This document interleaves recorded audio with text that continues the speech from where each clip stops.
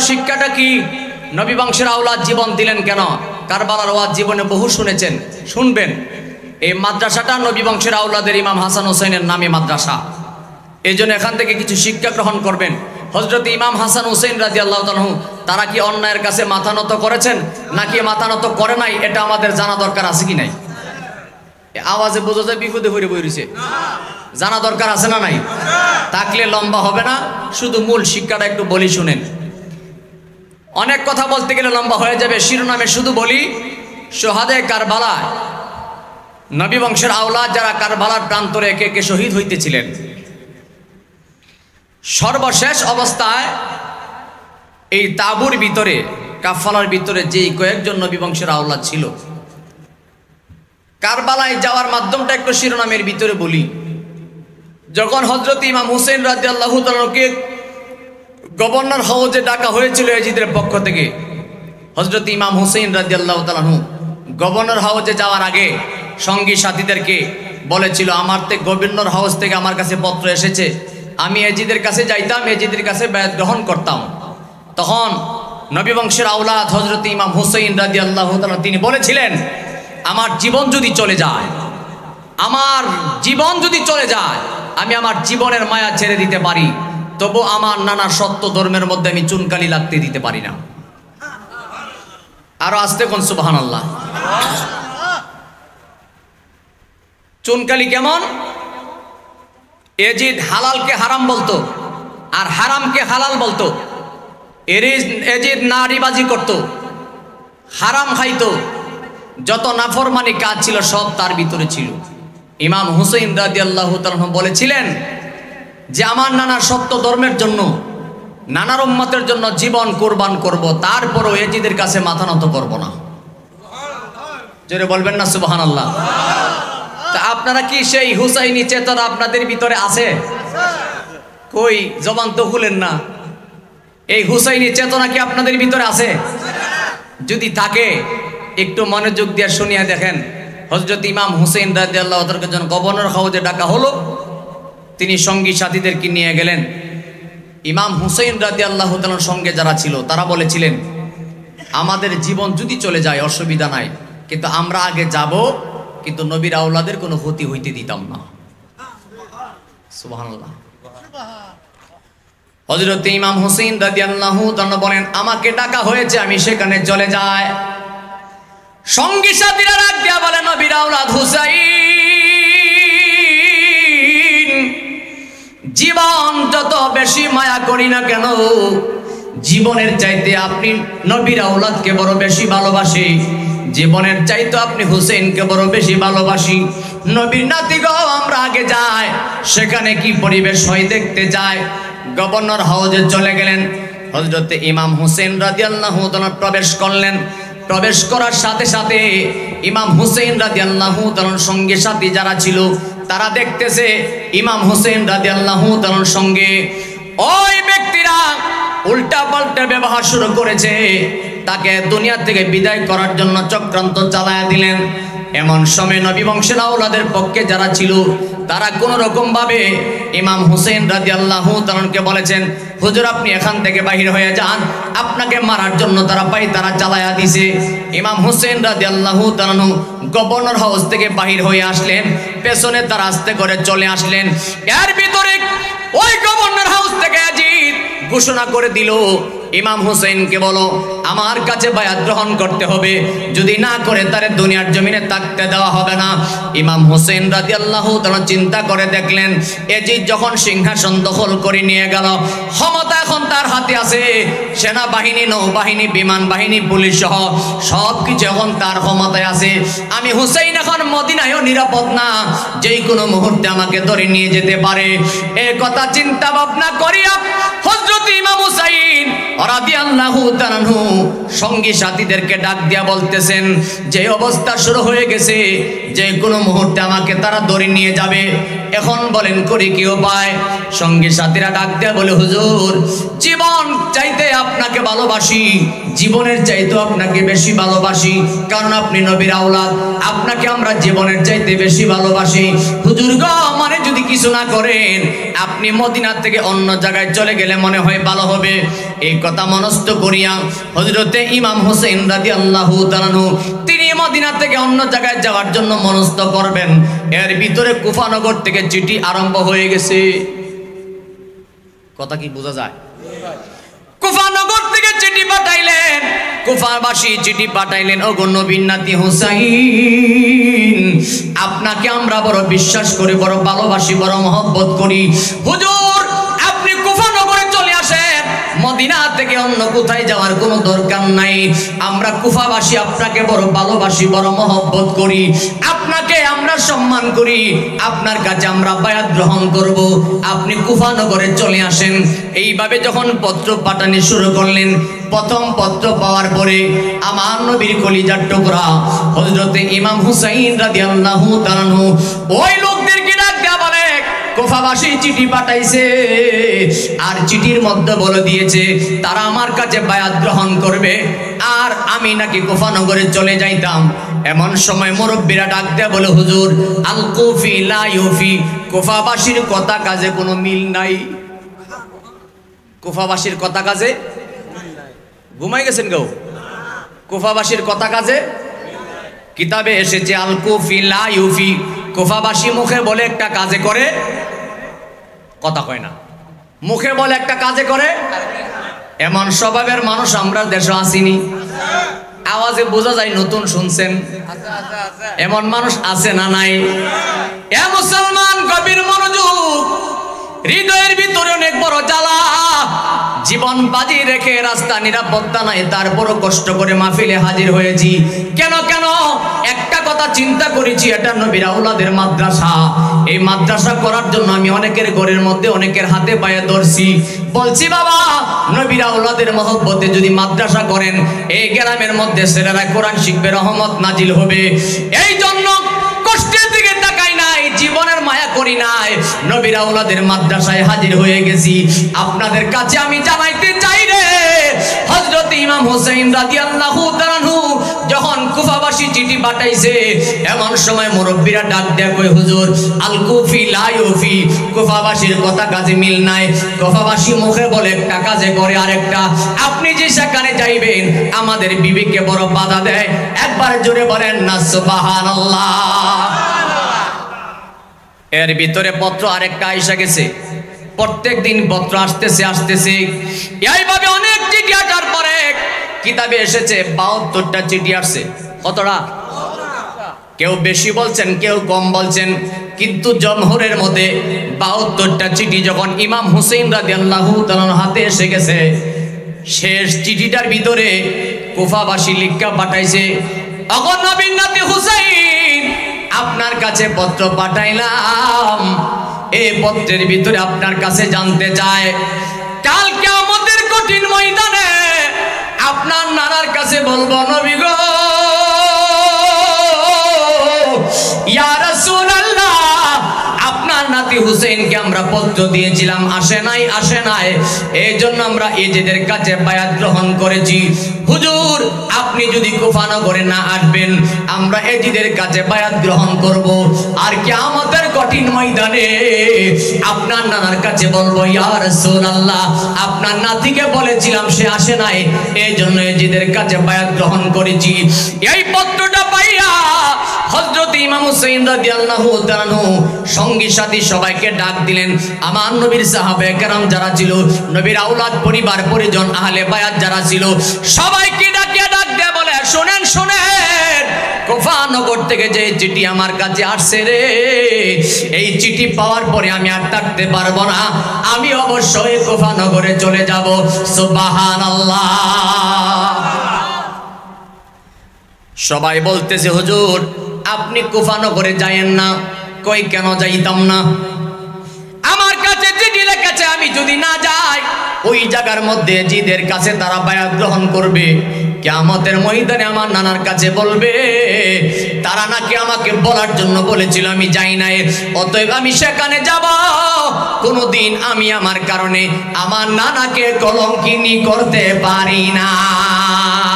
জোরে বলেন না সুবহানাল্লাহ। হযরত ইমাম হোসেন রাদিয়াল্লাহু তাআলা যাওয়ার জন্য যখন মনস্থ করলেন, মুরব্বীরা ডাক দেয়া কই হুজুর, কুফাবাসীর কথা কাজে মিল নাই, আপনি যে সেখানে যাবেন, আপনি যদি অনুমতি দেন আমাদের পক্ষ থেকে যে কোনো একজন লোক আমরা আগে কুফা নগরে যাব, যায়া দেখবো সেখানের পরিবেশটা কি। যদি ভালো দেখি আপনাকে যাওয়ার কথা বলবো, যদি খারাপ দেখি আপনাকে বলবো না, মেহেরবানি করে যদি অনুমতি দিবেন। এমন কথা বলার সাথে সাথে হযরতে ইমাম হুসাইন রাদিয়াল্লাহু তাআলা সবার উদ্দেশ্য করে ডাক দিয়া বলে, ঠিক আছে আপনাদের কথা আমি মেনে নিলাম, তবে এখন বলেন কে কুফা নগরে যাবেন? যেই যাবেন আমি তারে কুফা নগরে পাঠাইতে চাই। এমন সময় নবী বংশের আওলাদ একজন ব্যক্তি, যার নাম ছিল হযরতে ইমাম মুসলিম রাদিয়াল্লাহু তাআলা, বড় করে বলেন মারহাবা। হযরতে ইমাম মুসলিম রাদিয়াল্লাহু তাআলা দাঁড়াইলেন। কষ্ট হচ্ছে? হ্যাঁ, ইমাম মুসলিম রাদিয়াল্লাহু তাআলা দাঁড়াইলেন, ডাক দেয়া বলে আমি যাইতে চাই। এমন সময় আমার নবীর কলিজার টুকরা ইমাম হুসাইন রাদিয়াল্লাহু তাআলা দাঁড়ায়া সবার উদ্দেশ্য করে জানাইয়া দিলেন, এই আমি হুসাইনের পক্ষ থেকে আমি ইমাম মুসলিমকে খলিফা নিযুক্ত করে দিলাম। সুবহানাল্লাহ। এ ছাত্র ভাইয়েরা, তোমরা উঠা বসা এলোমেলো দরাদরি করতেছো কেন? ছাত্ররা কই? মাদ্রাসার ভিতরে নাই কেন? এ হাফিজ সাহেব হুজুর, ছাত্রদেরকে বলেন মাদ্রাসার ভিতরে বসার জন্য। তোমাদের মাহফিল, তোমরা থাকবা না কেন? সুবহানাল্লাহ ওয়ালহামদুলিল্লাহ লা ইলাহা, জবান খুলে সুবহানাল্লাহ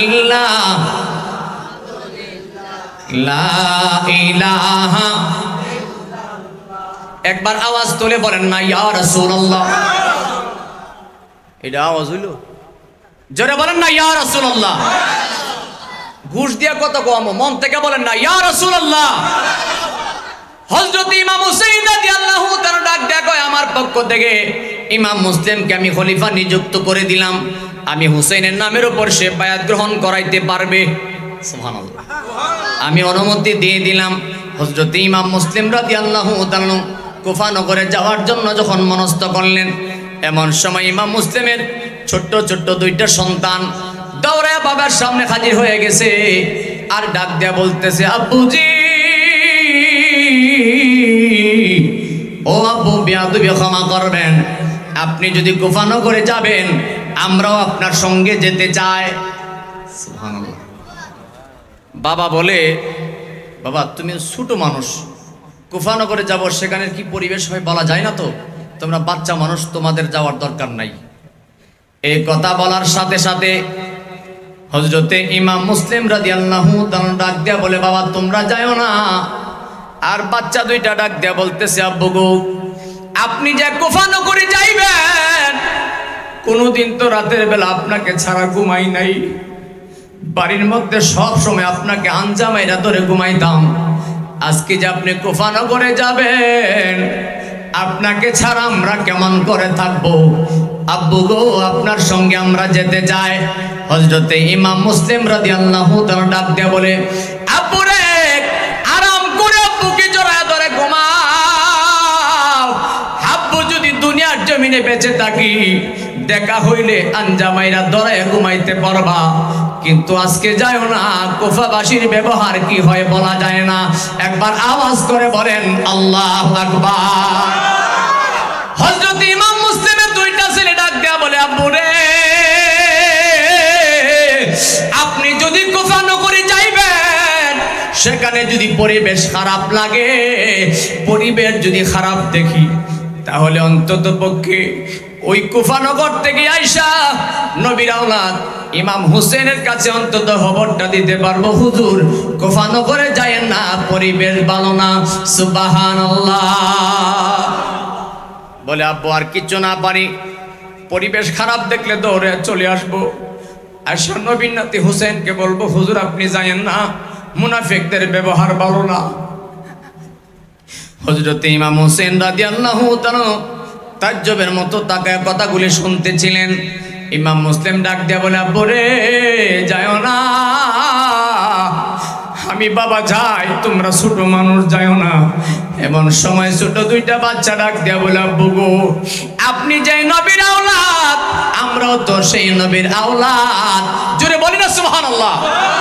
ছোট দুইটা বাচ্চা ডাক দিয়া বলে, আব্বু আপনি যাই নবীর আওলাদ, আমরাও তো সেই নবীর আওলাদ। আপনার গায়ের মধ্যে যে রক্ত আছে, আমাদের গায়ের মধ্যে সেই রক্ত আছে। অতএব আমরা ছোট হইতে পারি, জীবনের মায়া ছেড়ে দিলাম আব্বু গো, জীবনের মায়া ছেড়ে দিলাম, তবু আপনার সঙ্গে যাইতে চাই। যদি পরিবেশ খারাপ দেখি, আমরা মদিনায় যেন দৌড়ে আয়সা খবর দিতে পারি, মেহেরবানি করে সাথে নিয়ে যাইবেন। হযরত ইমাম মুসলিম ডাক দেয়া কয়, বাবা তারপরও তোমরা যাইও না। শেষ মুহূর্তে বাচ্চা দুইটা ডাক দেয়া বলে, আব্বুজি একটা কথা আপনার কাছে জানতে চাই। কই বলো। কই বাবা আপনি যে আল্লাহকে ভালোবাসেন, আমরাও সেই আল্লাহকে ভালোবাসি। আপনি যেই নবীকে ভালোবাসেন, আমরা তো সেই নবীকে ভালোবাসি। অতএব ছোট হইতে পারে, বাচ্চা হইতে পারে, নবীর জন্য, নবীর আওলাদের জন্য আমরা আওলাদের রাসূল হইয়া জীবন ছেড়ে দিতে পারি, কিন্তু কোনোদিন আমি বাবাকে একা ছাড়তে পারি না। আব্বু আপনাকে একা ছাড়তে পারি না। ইমাম মুসলিম রাদিয়াল্লাহু তাআলা বাধ্য হলেন বাচ্চাদেরকে সাথে নিতে। জোরে বলবেন না সুবহানাল্লাহ। দেখেন তাদের ভিতরে কি স্পৃহা, কি প্রেম, কি মহব্বত। অনেক কথা ছেড়ে ছেড়ে বলছি, সংক্ষেপে শিরোনামে শেষ করে দেওয়ার জন্য রওনা দিলেন। যাইতে যাইতে ইমাম মুসলিম যখন কুফা নগরে হাজির হয়ে গেছে, যাওয়ার সাথে সাথে ওই কুফাবাসী মুনাফিকেরা যাওয়ার সাথে সাথে তার কাছে একদিনের ভিতরে 3000 মুরিদ হয়ে গেছে। কত হাজার? একদিনে কত হাজার? 3000 মুরিদ হয়ে গেছে। 7 দিন যাওয়ার সাথে সাথে ইমাম মুসলিমের কাছে 40,000 মুরিদ হয়ে গেছে। কত? 7 দিনের ভিতরে 40,000 মুরিদ হয়ে গেছে।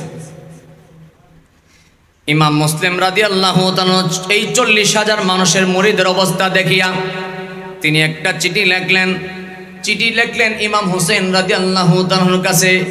চিঠির মধ্যে লিখে দিলেন, ওগো নবীর নাতি হুসাইন, কুফাবাসীরা আমার সঙ্গে ভালো ব্যবহার করতেছে, আপনার নামের উপরে তারা 40,000 বায়াত গ্রহণ করে ফেলেছে। আপনি কুফা নগরে আসতে পারেন, কোনো অসুবিধা নাই, কোনো সমস্যা নাই, আপনি আসেন। এই কথা লিখিয়া যখন পত্র পাঠাইলেন, হযরতে ইমাম হোসেন রাদিয়াল্লাহু তাআলা হাতের মধ্যে যখন পত্র পৌঁছে গেল, মুরব্বীদেরকে, সঙ্গী সাথী যুবকদেরকে, নবীর আহালদেরকে সবাইকে ডাকিয়া বলে, দেখেন কুফানগর থেকে ইমাম মুসলিম আমার কাছে পত্র পাঠাইছে, বলেছে সেখানের পরিবেশ নাকি ভালো, আমি সেখানে যাওয়ার জন্য। এই কথা শোনার পরে মুরব্বী সাহাবী যারা ছিল তারা দুইটা চোখের পানি ছেড়ে কাঁদতেছে আর ডাক দিয়া বলে, হুজুর বেয়াদবি ক্ষমা করবেন, আপনি যে কুফানগরে যাইবেন, ইমাম মুসলিম যে চিঠি পাঠাইছে, কিন্তু তারপরেও কেন জানি আমাদের মনের ভিতরে সন্দেহ হয়, কারণ আমরা পূর্বের থেকে জানি কুফাবাসীর কথা কাজে মিল নাই। জোরে বলেন না আল্লাহু আকবার। কুফাবাসীর কথা কাজে মিল নাই। কিন্তু ইমাম হোসেন রাদিয়াল্লাহু তাআলা বলেন, দেখেন আমার কাছে চিঠি এসে গেছে। এইদিকে ওই চিঠিটা যখন পাঠায় আসারছে, সাথে সাথে কুফাবাসী ইমাম মুসলিমের সঙ্গে অত্যাচার শুরু করে দিল। ইমাম মুসলিম রাদিয়াল্লাহু তাআলাকে মারার জন্য চক্রান্ত করতেছে, কোন জায়গায় নিয়ে তাকে মারবেন, কোন জায়গায় নিয়ে তারে দাফন করবেন, কোন জায়গায় তারে অত্যাচার করবেন, চক্রান্ত করতেছে। ইমাম মুসলিম রাদিয়াল্লাহু তাআলা নিজের চোখে দেখতেছেন, কানে শুনতেছেন। এমন সময় ডাক দিয়া বলতেছে, রে কুফাবাসী, তোমরা না আমার চিঠি দিয়ে আনছো, তোমরা না আমার কাছে বায়াত গ্রহণ করলাম, ইমাম হুসাইনের নামের উপরে তোমরা 40,000 মুরিদ হয়ে গেছো। এখন আবার কেন আমার অত্যাচার অবিচার চালাইলা? আমার না তোমরা দাওয়াত করে ঘরে ঘরে নিয়ে মজার মজার খানা খাওয়াইছো, এখন কেন আমাকে মারার জন্য চক্রান্ত চালাইয়া দিলা? ব্যাপারটাকে বুঝতে পারলাম না।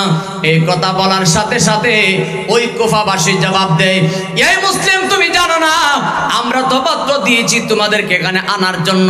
একবার আওয়াজ করে বলেন নাউজুবিল্লাহ। পত্র তো দিছি তোমরা রে আনতাম। ইমাম মুসলিম রাদিয়াল্লাহু তাআলা অবস্থা দেখিয়া বাচ্চা দুইটারে ডাক দিয়ে বলে, আব্বু রে তোমরা যেই দিকে পারো পালায়া যাও। আমি দেখতেছি আমি আব্বারে তারা দুনিয়ার জমিনে রাখবে না, তারা শহীদ করার জন্য পাগল পারা হয়ে গেছে। তোমরা দুইজন যেইভাবে পারো চেষ্টা করে মদিনার দিকে যাও। এর আগে ইমাম মুসলিম রাদিয়াল্লাহু তাআলা যখন তাদের অত্যাচার শুরু হয়ে গেছে, তিনি আরো অনেক কষ্ট করে অনেকগুলো চিঠি লিখলেন, অনেক কষ্ট করে চিঠিগুলি লেখছে। কিন্তু ওই একটা চিঠিও এজিদ বাহিনী ইমাম হুসাইন রাদিয়াল্লাহু তাআলার কাছে দেই নাই। নাউজুবিল্লাহ।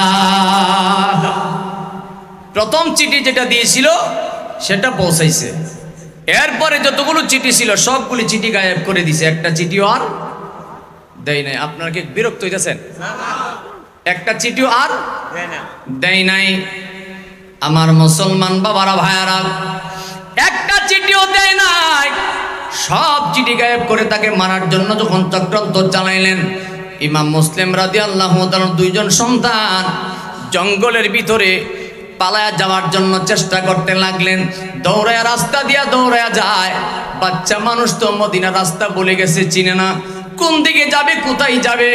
এই দিকে ইমাম মুসলিমকে নিয়ে অত্যাচার করে মারতে মারতে মারতে মারতে অত্যাচার করতে করতে দুনিয়ার থেকে শহীদ করে দিছে। ইমাম মুসলিম রাদিয়াল্লাহু তাআলার দুইটা সন্তান দৌড়ায় যাইতে যাইতে কোন রকম ভাবে একটা বাগানের মতো জঙ্গলের মতো একটা জায়গা দেখা যায়। এক ভাই আরেক ভাইকে ডাক দেয়া বলে, বাইরে ওই রাস্তা দিয়া যদি যায় মানুষ আমাদেরকে দেখে চিনে ফেলবে, এই বাগানের ভিতরে চলো কোন রকম সময়টা পার করি, তারপরে আবার আমরা রাতের বেলা দৌড়ায় যাব, দিনের বেলা মানুষ দেখে চিনে ফেলবে। একবার জোরে বলেন সুবহানাল্লাহ। আবার চিন্তা করে রাতের বেলা যদি যাইতে চায় রাস্তা তো চিনতাম না, দিনের বেলা গেলে জিগায় জিগায় যাইতে পারো, কিন্তু কারে জিগাইতাম? যারে জিগাই সেই তো দুশ্মন। আপনারা কি বুঝতেছেন কথা? নবীর আওলাদের কারবালার শিক্ষাটা একটু ভালো করে বিবেকের মধ্যে ঢুকায়া রাখেন। কি নির্মম ইতিহাস, কি নির্মম ভাবে নবীর আওলাদকে তারা শহীদ করেছেন। আজকে আমাদের দেশের মানুষেরা, মুন্সি মুলুবীরা এজিদের পক্ষে কথা কয়, এমন আছে না নাই? এরাও তো দাড়ি টুপিওয়ালা নামাজি, কথা কয় না? ইমাম হুসেনকে যারা শহীদ করছে তারাও নামাজি। আজকে যারা হুসেন বাদ দিয়া এজিদের পক্ষে সাফায় গায় তারাও নামাজি। এর মানে প্রমাণ হয়ে গেছে এজিদে মুসলমান আজও আমার দেশে আছে। কথা বলেন আছে না নাই? এগুলি থেকে সাবধান থাকতে হবে। ওয়াজ খালি শুনলেই চলতো না, মনে যেইভাবে চাই সেইভাবে চললে চলবে না, ইমানকে মজবুত করে রাখতে হবে। কথা ঠিক কি না? হযরত ইমাম হুসেন রাদিয়াল্লাহু তাআলার কথা শুনিয়া ইমাম মুসলিম রাদিয়াল্লাহু তাআলার দুইজন সন্তান জঙ্গলের কাছে যখন আড়াল করেছিলেন, এমন করে সকাল যখন হয়ে গেছে, হঠাৎ করে একজন মহিলা ওই রাস্তা দিয়ে নদীর কিনার থেকে পানি আনতে যায়। কি আনতে যায়? নদীর কিনার থেকে পানি আনতে যায়। ফজরের সময় সকাল হয়ে যায়, এমন সময় হঠাৎ করে তাকায়া দেখে ওই বাগানের দিকে জঙ্গলের দিকে যখন হঠাৎ করে নজর পড়ছে, মহিলা তাকায়া দেখতেছে পূর্ণিমার চাঁদের মতো দুইটা সন্তান দেখা যায়। এমন সুন্দর চেহারা, যেন নূরে জলমল জলমল করে। মহিলা বাচ্চাগুলি দেখিয়া কি আর পানি নিবে, পানি নেওয়া বন্ধ করে দিলেন। ওই জঙ্গলের দিকে যাইতে আগ্রহণ হয়ে গেলেন, সামনের দিকে যাইতে চেষ্টা করতে লাগলেন। কিন্তু দেখা যায় ওই দুইটা বাচ্চা সন্তান হযরত ইমাম মুসলিম রাদিয়াল্লাহু তাআলার ছেলেগুলি এক ভাই আরেকবারে ডাক দেয়া বলে, বাইরে আর বুঝি আমাদের মদিনা যাওয়া হবে না, মানুষ আমাদের খবর পাইয়া গেছে রে। দেখো না একটা মহিলা আসতেছে, আর বুঝি আমরা মদিনায় যেতে পারবো না। মহিলা সামনের দিকে যায় আর দুইটা ভাই পেছনের দিকে পালানোর জন্য চেষ্টা করতেছিলেন। এমন সময় মহিলা ডাক দেয়া বলে, এরে যুবক বাবু দাঁড়াও, বাচ্চা মানুষ তোমরা দাঁড়াও, যাও না, আমি তোমাদেরকে মারার জন্য কষ্ট দেওয়ার জন্য আসি নাই, একটু দাঁড়াও না, তোমাদের সঙ্গে একটা কথা বলতে এসেছি। ইমাম মুসলিম রাদিয়াল্লাহু তাআলা দুইটা সন্তান দাঁড়াইলেন, একটা ভাই আর একটা ভাইয়ের জড়াইয়া ধরে রাখছে। সুবহানাল্লাহ, একটু আওয়াজ তুলে বলেন না সুবহানাল্লাহ। বুকের সঙ্গে জড়াইয়া রাখছে, চোখের পানিগুলি গড় গড় করে ছাড়তেছে। এমন সময় মহিলা যখন কাছে যায়, দুইটা ভাই একটা সেকেন্ড দেরি করলো না, চাপ দিয়া দুইটা ভাই মহিলার পায়ের মধ্যে পড়ে গেছে। ডাক দিয়া বলে, মা গো, ওই মা, তুমি আমরা ধর্মের মা লাগো গো, আমরা রে খবর দিও না, মদিনা রাস্তাটা দেখায়া দাও, কোন রকম হুসাইনের কাছে খবর দিতে চাই। জোরে বলেন না সুবহানাল্লাহ। একবার মায়ার সুরে বলেন না ইয়া রাসূলুল্লাহ।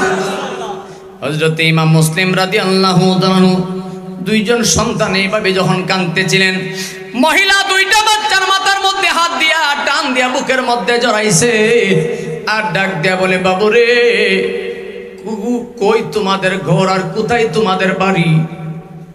তোমাদের চেহারা দেখি আমার মনে হয় জীবনে কত সুন্দর সন্তান দেখলাম, এমন সুন্দর মানুষ আর দেখি নাই। একবার জোরে বলবেন না সুবহানাল্লাহ। মহিলা দুইটা সন্তান বুকের মধ্যে নিয়ে কান্না আরম্ভ করলেন।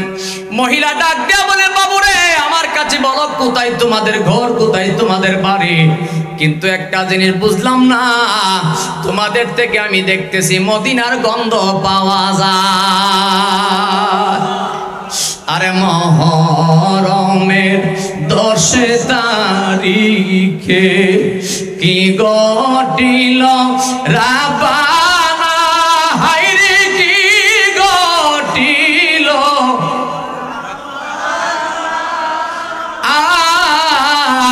কলিজা মন ফাটিয়া যাই গো, বলিতে তার ঘটনা। আরে কলিজা মন ফাটিয়া যাই গো, বলিতে হাসান শহীদ জহরেতে, হোসাইন শহীদ কারবালায়, হায়রে হোসাইন শহীদ কারবালায়,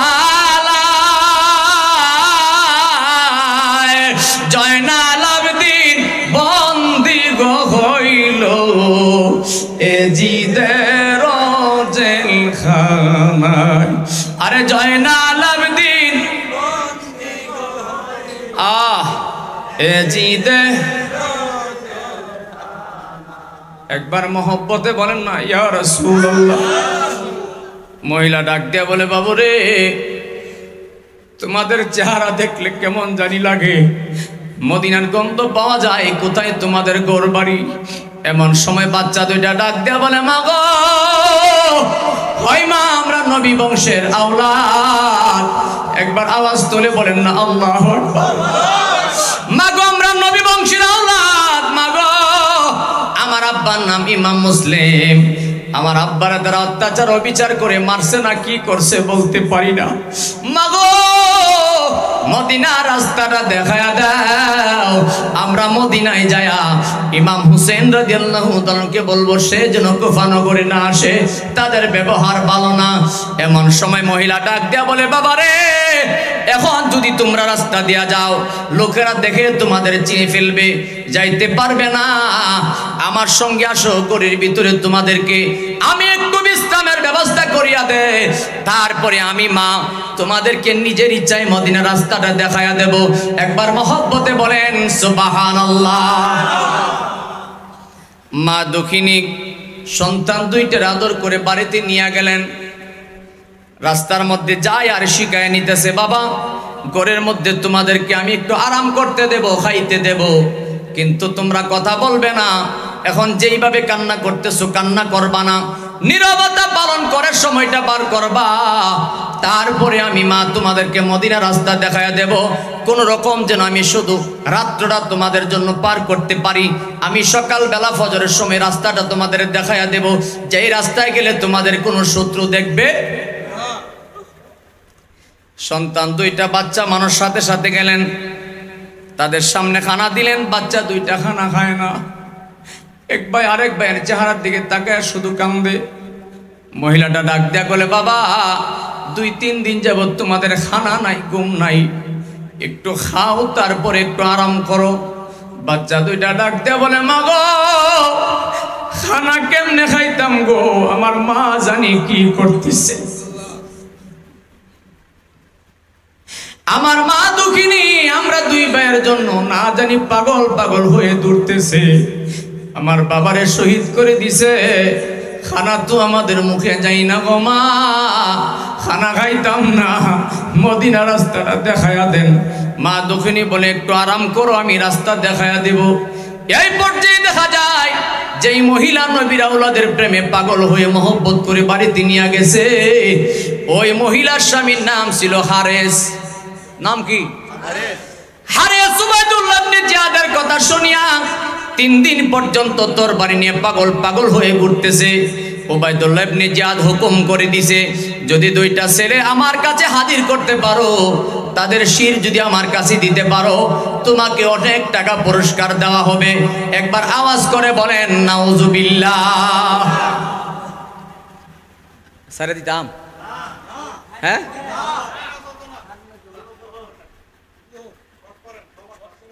আচ্ছা আচ্ছা শর্ট করে দেখি কোন। সুবহানাল্লাহ ওয়ালহামদুলিল্লাহ লা ইলাহা,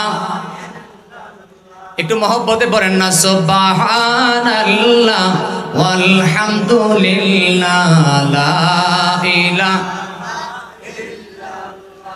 লা ইলাহা ইল্লাল্লাহু মুহাম্মাদুর রাসূলুল্লাহ সাল্লাল্লাহু আলাইহি ওয়াসাল্লাম। জোরে বলেন না মারহাবা।